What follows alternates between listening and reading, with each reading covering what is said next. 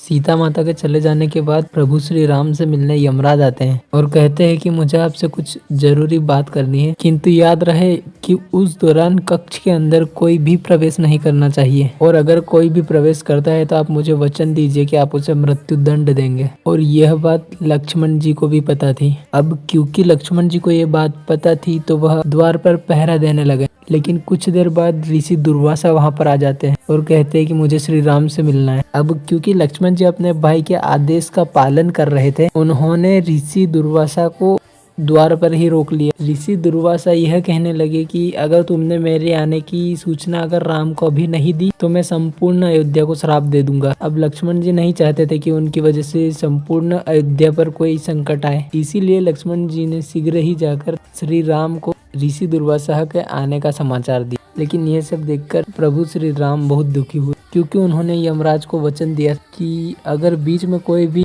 इस कक्ष में प्रवेश करता है तो उसे आप मृत्यु दंड देंगे। अब ये सब जानते हुए भी श्री राम कुछ नहीं कर सकते थे, क्योंकि रघुकुल में एक रीत थी कि प्राण जाए पर वचन न जाए। अब इससे पहले कि प्रभु श्री राम लक्ष्मण जी को कोई दंड दे, लक्ष्मण जी ने खुद सरायू नदी में जाकर अपने प्राण त्याग दिए।